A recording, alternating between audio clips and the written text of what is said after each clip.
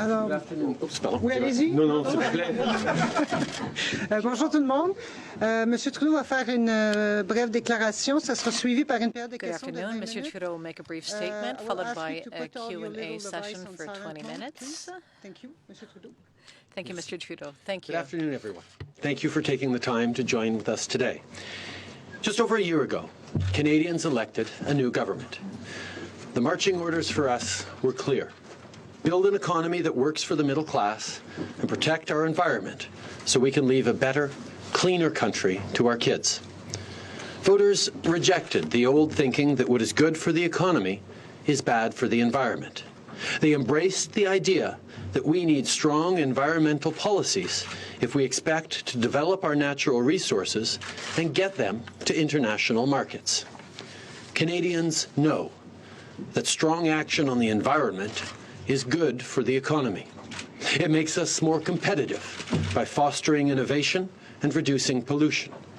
Canadians value clean air and water, beautiful coasts and wilderness, and refuse to accept that they must be compromised in order to create growth. We agree.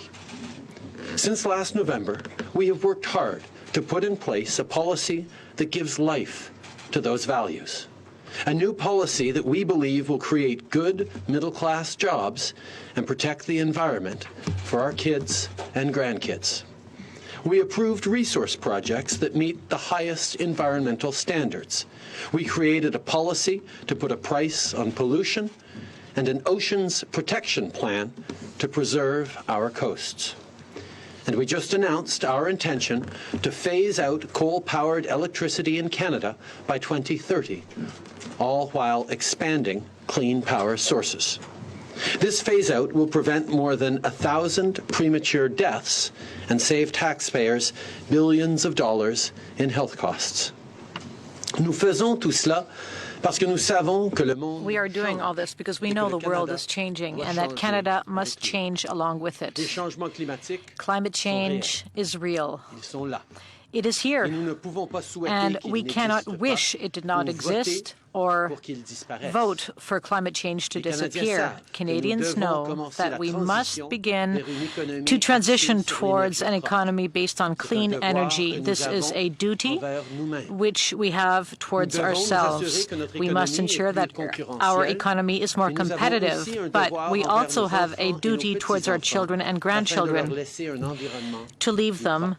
a cleaner environment. Nous savons aussi que But cette we also transition know that this requiert des transition investissements requires et que cela investment n'arrivera and that pas this du jour will au not lendemain. happen overnight. Pour financer ce changement vers un To monde non fund dépendant this du carbone, change towards a carbon-free devons créer de world, bons we will have emplois to create et good générer jobs une and croissance generate forte. strong economic Canada growth. is a country rich in energy of all kinds, conventional and renewable, the energy of today and tomorrow. That is a unique and tremendously positive place to be in the world. I have said many times that there isn't a country in the world that would find billions of barrels of oil and leave it in the ground while there is a market for it. But it isn't enough to just exploit that resource for our short-term interest. Our challenge is to use today's wealth to create tomorrow's opportunity. Ultimately, this is about leaving a better country for our kids than the one we inherited from our parents. Today, we are taking a strong step in that direction. We are here to announce the Government of Canada's decisions on major energy projects and the fulfillment of some very significant commitments we made to Canadians during last fall's election campaign. We said that major pipelines could only get built if we had a price on carbon and strong environmental protection in place. We said that Indigenous peoples must be respected and be a part of the process. And we said that we would only approve projects that could be built and run safely. That's how we've come to today's decisions. First, the Government of Canada has approved the Kinder Morgan Trans Mountain Expansion Project.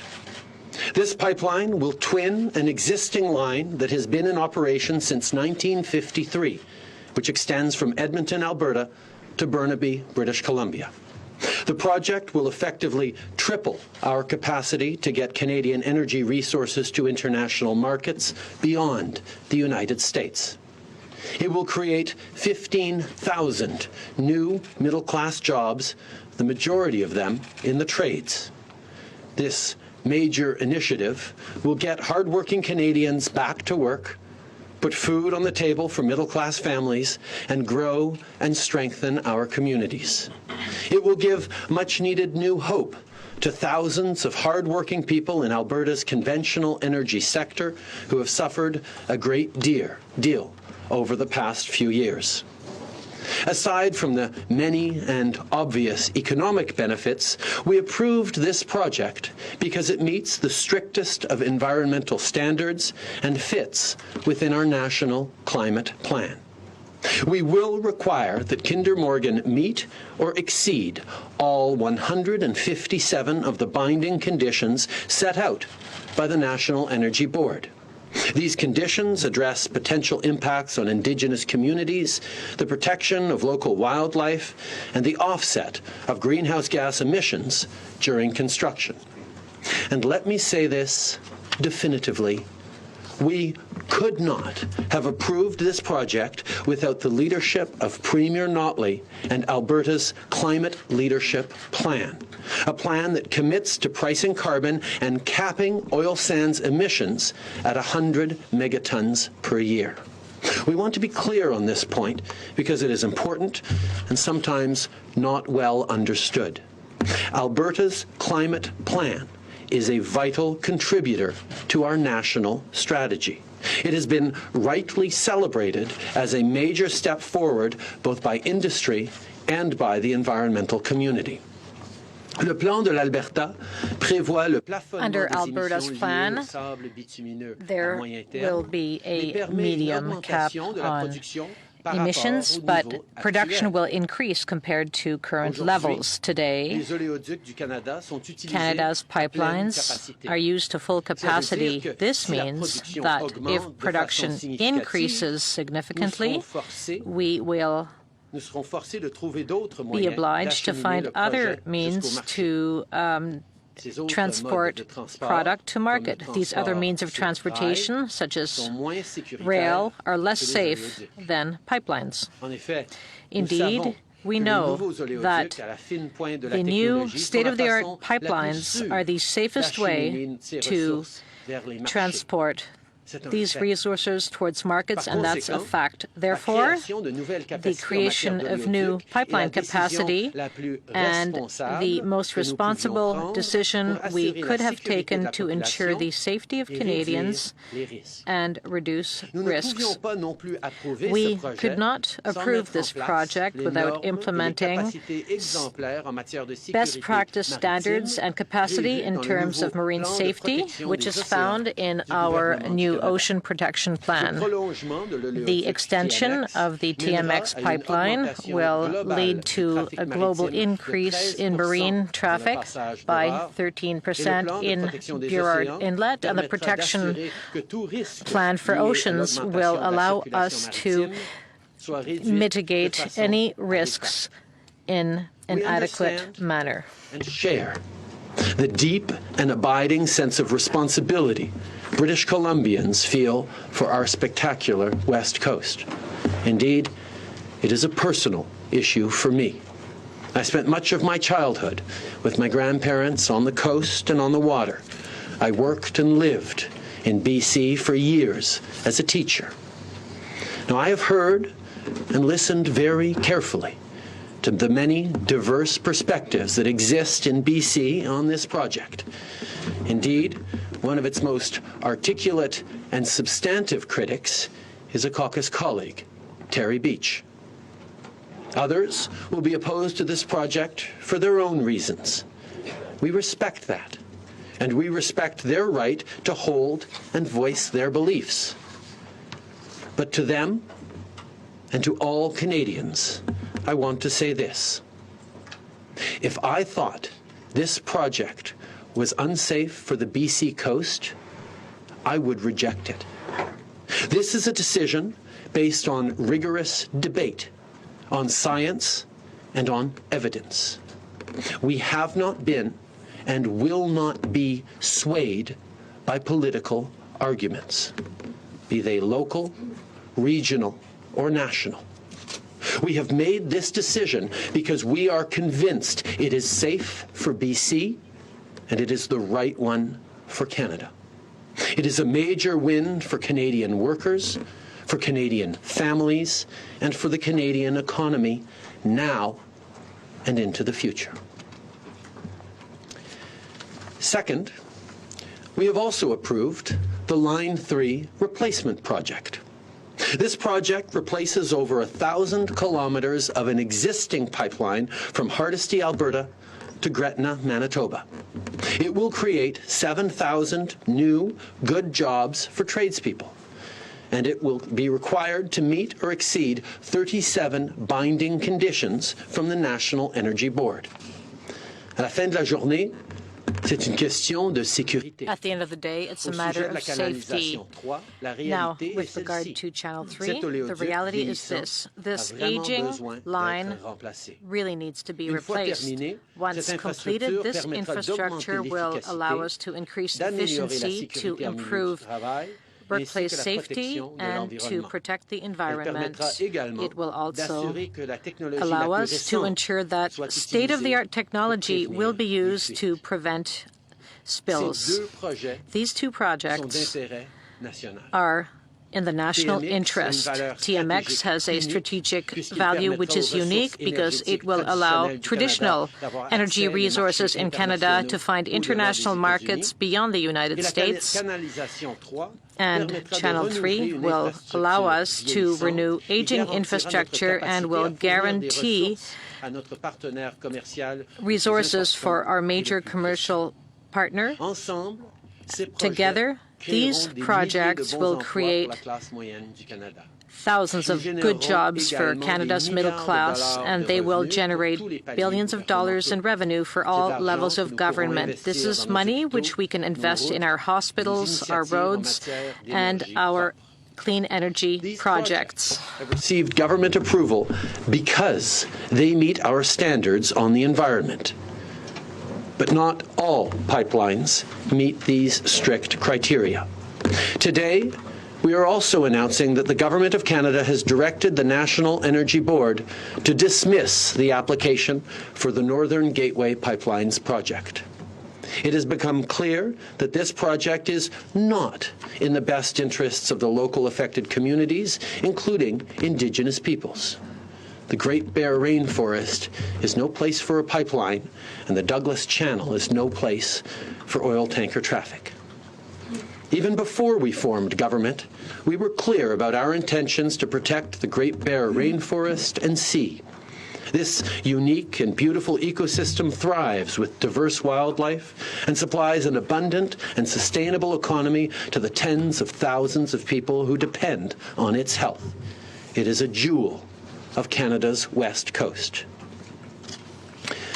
Finally, I am also pleased to announce that we will keep our commitment to implement a moratorium on crude oil tanker shipping on British Columbia's north coast. After consulting at length with people who live and work there, including Indigenous partners, we've heard firsthand how detrimental crude oil tanker traffic is to this region.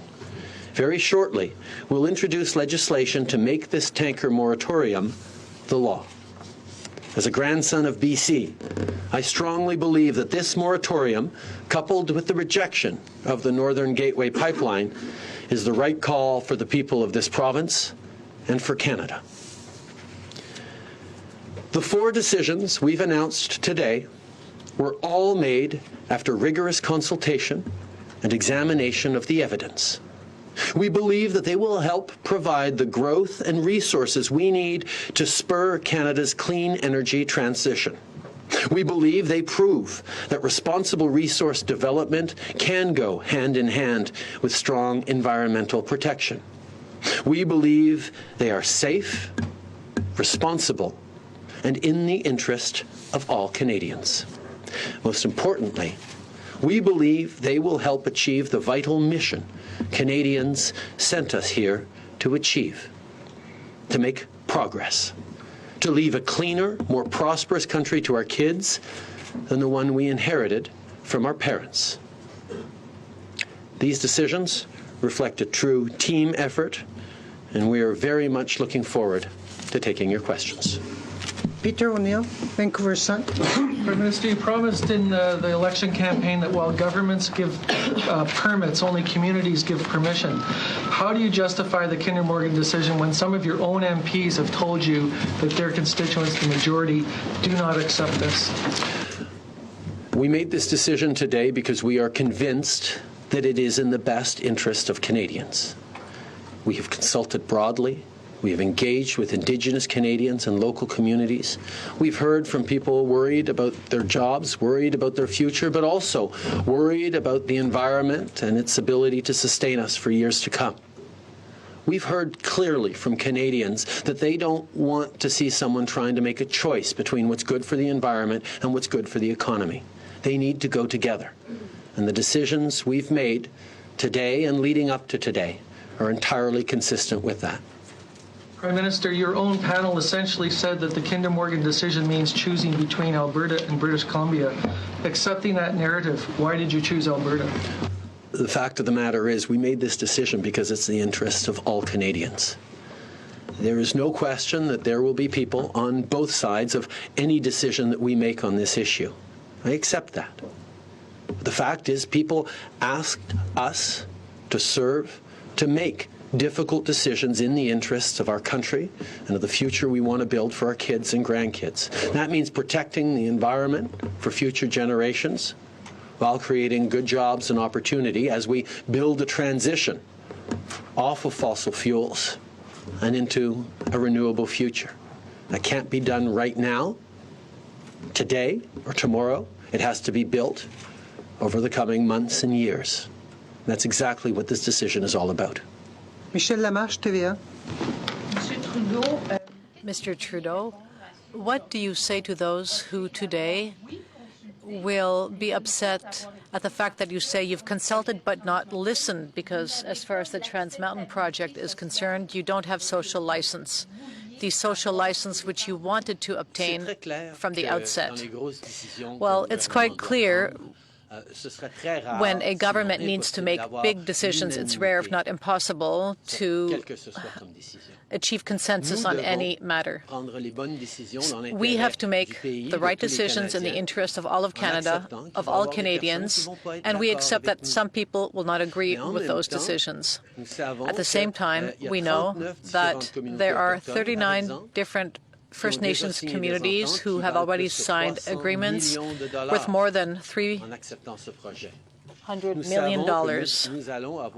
We know that there will be positive economic benefits, and we have implemented measures which will protect our environment, our oceans, today and for decades to come. We made the right decision to respect the interests of Canadians and Canada, and this is exactly what people expected us to do when making difficult decisions. There's a lot of opposition to Energy East. What do you say to Quebecers who are opposed to that project and who are seeing you approve the Trans Mountain project? I respect the different voices on all of these projects. People have concerns, and as we did with these projects, we will listen to those concerns, and we will do everything we can to meet those concerns, to address them, and to show that we are very aware of the importance of protecting the environment while creating economic opportunities. We need to manage this transition towards a low-carbon economy. It is by working, by listening, and by respecting people's concerns that we will be able to build a stronger society, a stronger economy, and a lasting environment. Prime Minister, I'd like to ask you about the climate impacts of these projects. How can you claim to be, Canada claim to be climate leaders in the world when you're approving fossil fuel projects that will add these two alone up to 28 megatons of CO2 a year plus PNW? The fact is that the Alberta Climate Plan with a ceiling of 100 megatons of emissions is an integral part of Canada being able to reach its targets. And these new pipelines fit within that target. The fact is oil sands production is going to increase in the coming years. Because we are at capacity in terms of pipelines, existing pipelines, that means more oil is going to be transported by rail in the coming years if we don't build pipelines. That is both less economic, it is more dangerous for communities, and it is higher in greenhouse gas emissions than modern pipelines would be. This is all about demonstrating that we understand that getting resources to market safely in a way that respects our responsibilities towards the environment, towards future generations, but does it in a way that is anchored in science and not rhetoric, is at the heart of it.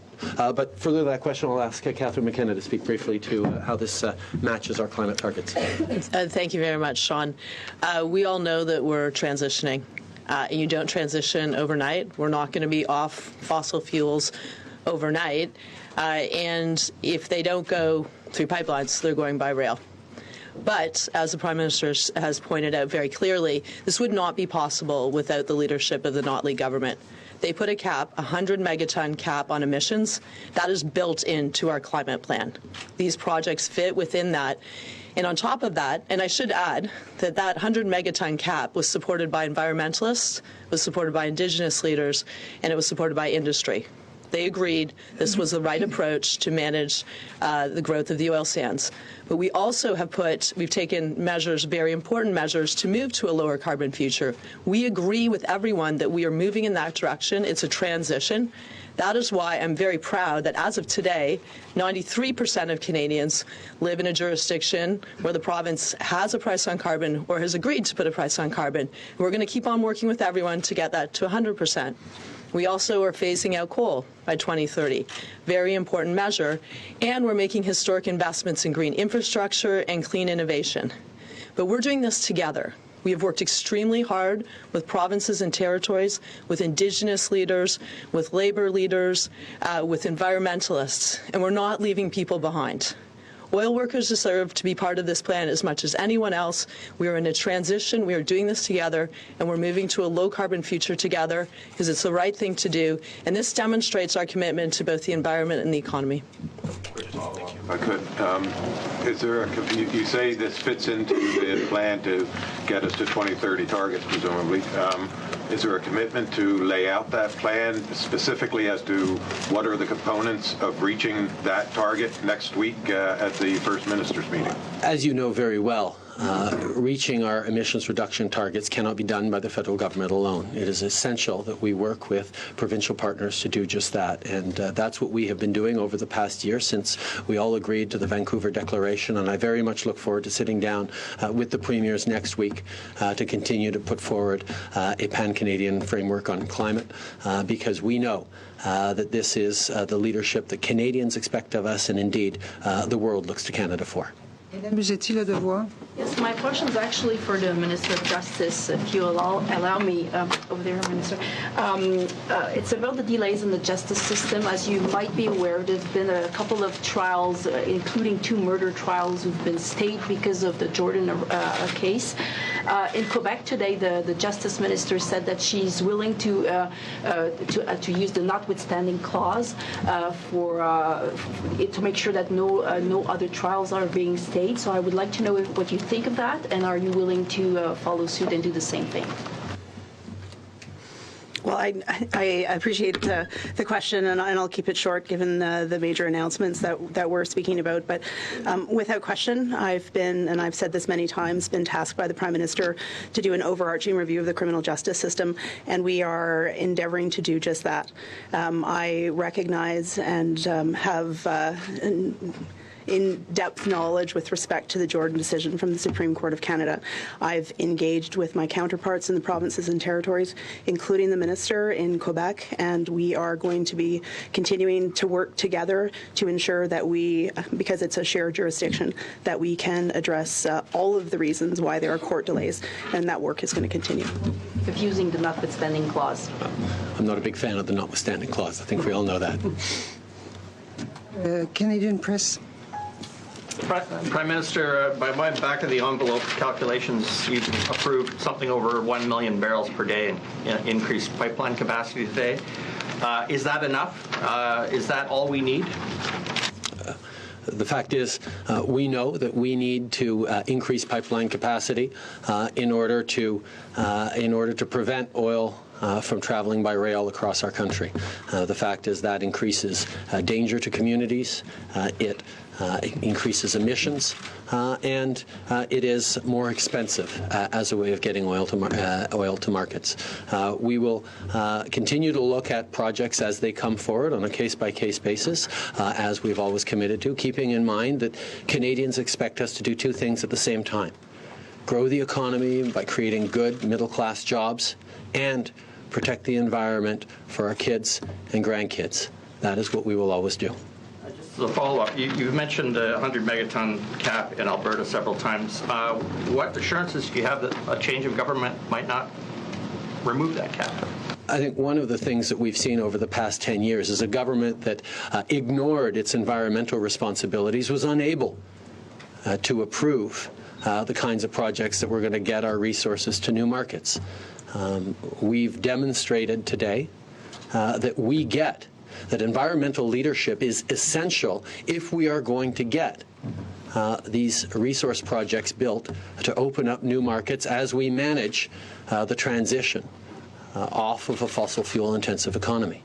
That is the contention that both the government of Alberta and this federal government have made for a long time, and today we're demonstrating that that is indeed the case.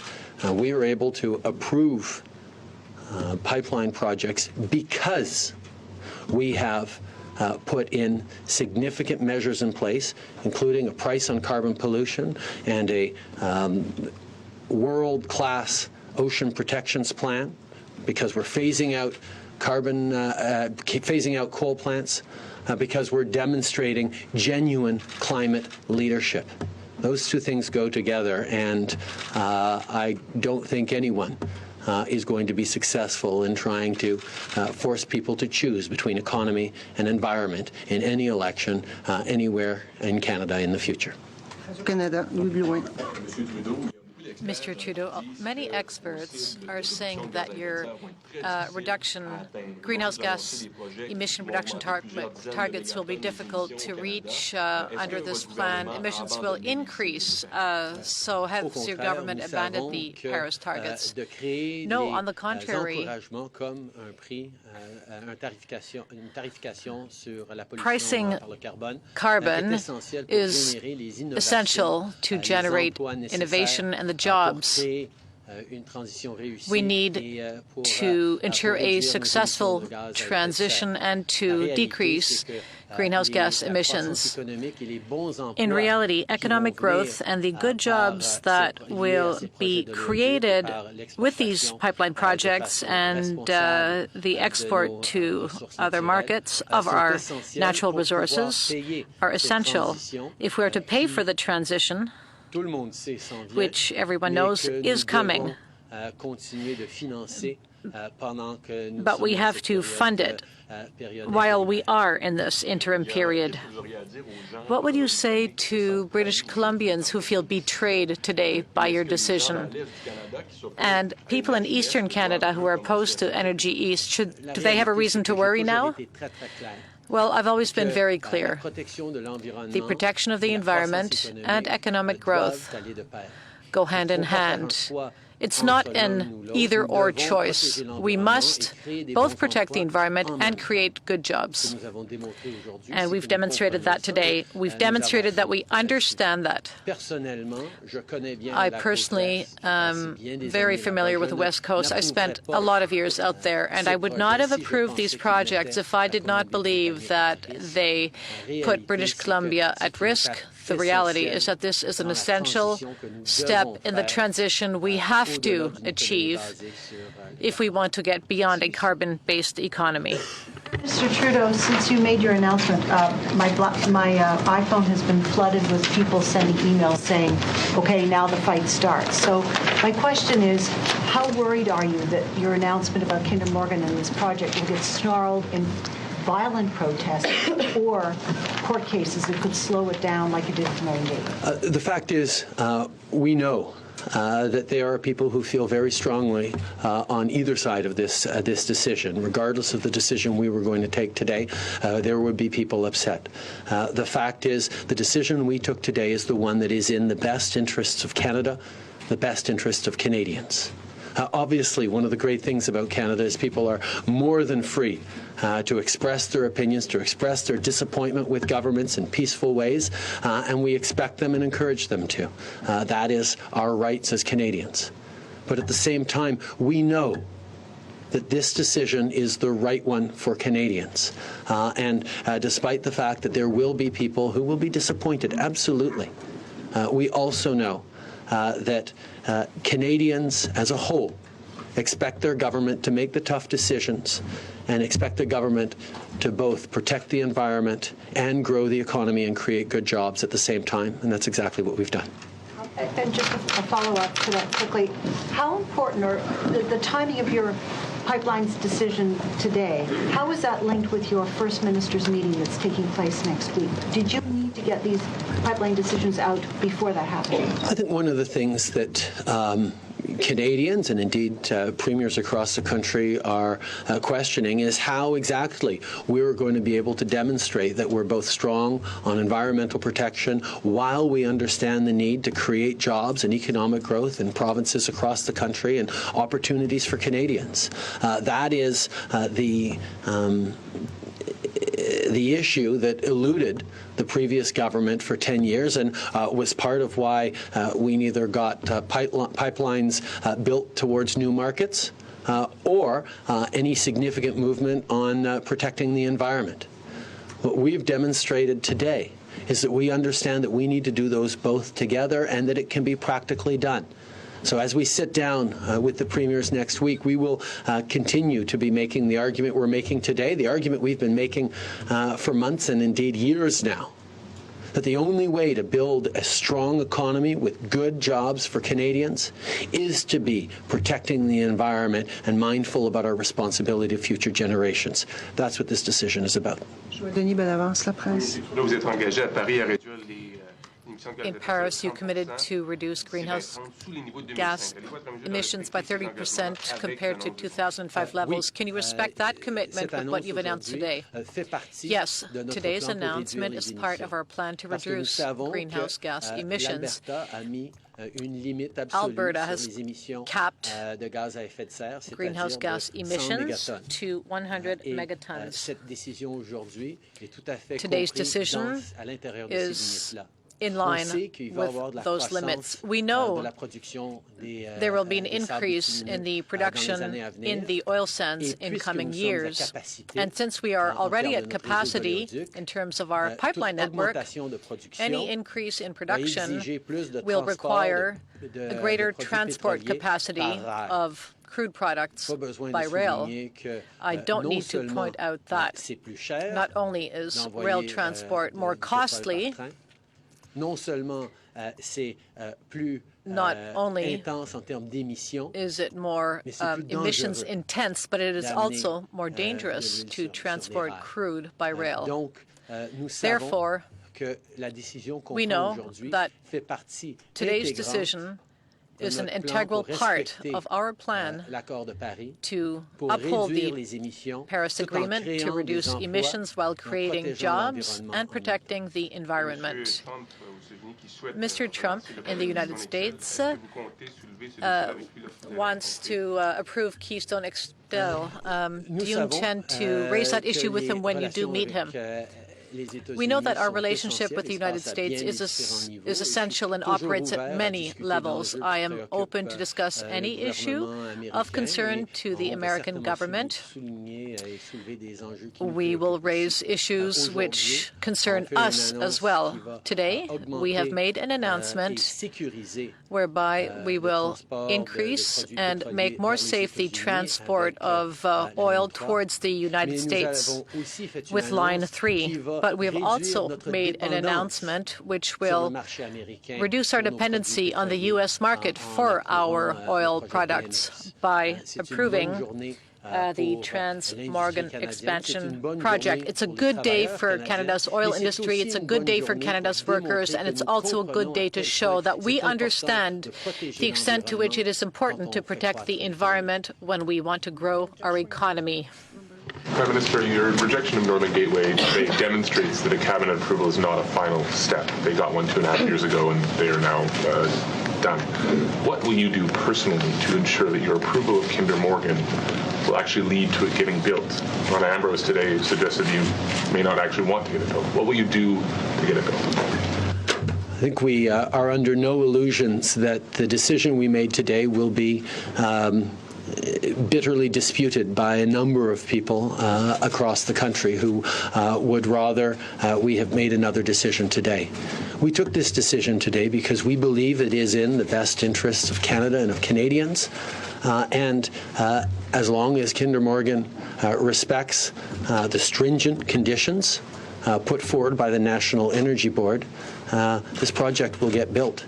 Because it's in the national interests of Canadians, because we need to get our resources to market in safe, responsible ways, and that is exactly what we're going to do. A follow-up to the Minister of Justice. Northern Gateway was rejected because of the Phase 4 consultation being inadequate. Is it your opinion that the government's actions on Kinder Morgan satisfy the Phase 4 requirement? In other words, could Kinder be vulnerable to the same thing that Northern Gateway was? Well, I appreciate the question and recognize the enormous amount of work that went into the consultations with Indigenous peoples with respect to the Kinder Morgan project. And I know that Minister Carr could speak more in detail about those consultations, but we engaged with many Indigenous people. We certainly, as a result of those consultations, entered into significant accommodation agreements with individual Indigenous peoples, and certainly recognize the substantive nature of those agreements in that Indigenous peoples are going to be able to participate on committees to oversee the implementation of the 157 conditions. Also, there's an economic pathways partnership that they'll be involved in. So I would, I don't know, Prime Minister, invite Minister Carr to speak more about it, but the substantive nature of the consultations certainly we have looked at, and certainly that's only looking at the consultations, only one aspect of the multitude of considerations, information, and analysis that we went through.